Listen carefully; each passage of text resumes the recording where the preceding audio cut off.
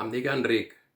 Fa 4 anys, una nit, vaig notar una opressió molt forta al pit i vaig trucar al 112.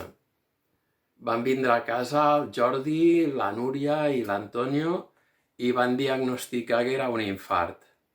Ràpidament em van donar el tractament corresponent i en paral·lel van aplicar el codi infart i em van portar amb l'ambulància a l'Hospital del Mar, on em van posar uns stents perquè la sang pogués arribar a totes les artèries del cor.